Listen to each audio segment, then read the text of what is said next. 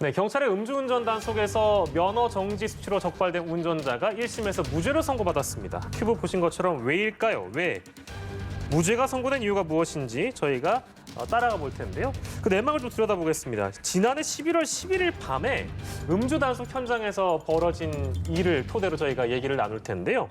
운전자가 술을 마신 시점부터 음주 측정을 한 시간이 이 사건에서 매우 중요하다고 전해지고 있습니다. 그래프를 저희가 좀 마련을 해봤는데 일단 운전자 박 씨가 9시 30분부터 10시 20분까지요. 맥주 400cc를 마시고 음주 상태로 운전을 했습니다.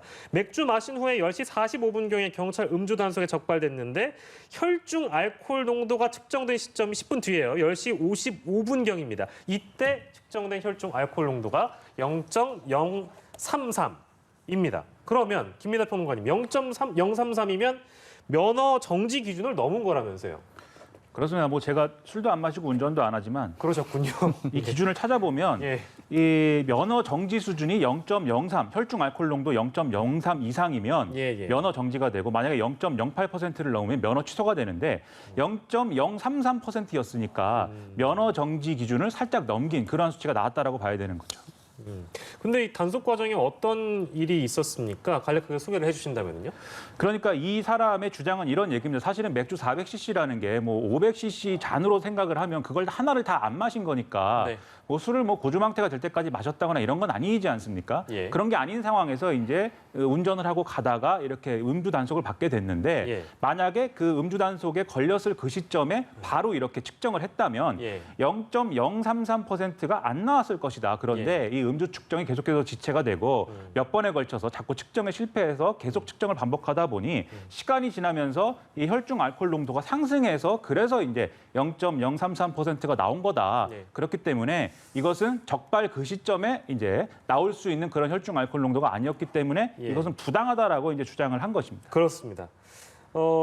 결과는 그래서 어땠는가? 이제 재판부 역시 박 씨의 손을 들어준 겁니다. 이게 뭐 그 음주운전이라고 하면 우리 어떤 사회 정서상 굉장히 비판적인 시각을 바라보시기 때문에 아니 이게 왜 무죄야? 라고 생각하시는 분들이 다수가 계실 텐데요. 자, 재판부가 무죄를 선고한 배경은 뭐였습니까, 변호사님? 일단 음주운전이라고 표현하잖아요. 예. 저도 그 용어를 쓰고 예. 사실 정확하지 않습니다. 아, 그렇군요. 법적으로 음주운전은 틀린 말입니다. 왜냐하면 그래요? 음주운전했다고 해서 처벌하지 않아요. 주취운전을 하면 처벌합니다. 아. 즉 술을 마셨다고 해서 다 처벌 대상이 아니고요. 예. 술에 취해서 운전해야 처벌 대상입니다. 예. 이제 이거를 언어 순화한다고 풀어 쓰고 있습니다. 이제 예. 도로교통법이 이렇게 말하고 있죠. 술에 취한 상태에서의 운전 금지입니다. 술에 취한 상태에서 운전을 하면 처벌을 합니다. 예. 이게 그 말이 그 말 같지만 매우 달라요. 그리고 또 이 술에 취한 상태의 기준은 무엇이냐? 예. 0.003%다. 혈중 알코올 농도. 예, 예. 이런 규정도 있거든요. 예. 이 말은 지금 뭐냐면 술을 설령 마시고 운전을 했어도 운전할 당시에 이 기준을 넘어야만 처벌 대상이란 말입니다. 그렇습니다. 네, 네. 그런데 중요한 건 이 알코올이 인체에 작용할 때 예. 개인적인 차이는 있지만 대체로 이런 그래프를 보입니다. 예. 처음에 술을 마시면 혈중 알코올 농도가 바로 확 올라가는 게 아니고요. 일정한 시간이 지나야 올라요. 예, 예. 이게 상승기가 있고요. 예. 그다음에 일정한 시간이 지나면 이제 내려갑니다. 이게 어. 하강기가 있는 것이죠. 예, 예, 예. 이거는 기본 일반적으로 뭐 변수가 있지만 예. 그래도 음주한 후에 30분 정도가 지나야 최고치에 오르고 그 후에 서서히 내려간다는 과학적인 근거가 있는 자료거든요. 예. 따라서 술을 마시고 바로 운전을 시작했다면 그다음에 그때 운전할 때는 설령 술을 마셨어도 이 0.03%를 넘지 않을 수가 있는 겁니다. 예. 그런데 그 후에 적발돼서 측정을 하는데 그때 시간이 좀 지나서 최고치가 됐다면 예. 운전할 때는 기준을 안 넘었지만 측정할 때는 넘을 수 있는 거거든요. 예. 그러면 운전할 때 0.03을 넘었는지 여부를 가지고 처벌을 가려야 되는데 처벌 예. 여부를 가려야 되는데 예. 그때는 0.03을 넘지 않았을 수가 있는 거거든요. 그럴 가능성이 있겠죠. 네, 그럴 가능성이 있으면 처벌할 수 없습니다. 아, 그래서 그래. 이 사건도 무죄가 나왔습니다. 그래서 무죄라는 판단이 내려진 것이고요.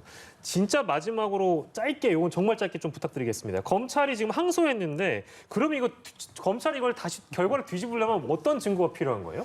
구체적인 사건에 따라서 약간 좀 다를 수는 있어요. 예, 예. 다만 실제로 1심에서 이게 무죄가 나오면 뒤집기가 좀 쉽지는 않아 보이긴 합니다만 당시에 뭐 여러 가지 정황 증거들을 좀 다 추가적으로 해서 보강을 좀 해야겠습니다만 예. 원체 이 상승기 하강기에 대한 이 과학적인 공식에 대한 해석을 1심이 예. 내려놨기 때문에 예. 검찰로서도 좀 고민을 좀 많이 좀 해봐야 될 것 같아요. 예, 알겠습니다. 근데 이게 진짜 중요한 부분이라서 아니 시청자 여러분들께서 생각하시기에는 이게 말이 안 되는 것 같다라고 생각하실 분이 계실 것 같아서 그 생각이나 주장에 더 의심을 더할 수 있는 내용이기도 한데요. 경찰 수사 보고 보면 피고인이 그러니까 당시 말을 좀 더듬었다, 뭐 예를 들면 혈색이 붉었다 이렇게 기재가 돼 있는데 그러면 이런 내용들이 다 재판에 올라갈 거 아니겠습니까? 올라갔죠. 그러면 판사님들이 보시고 이거는 전혀 영향을 못 끼치나요?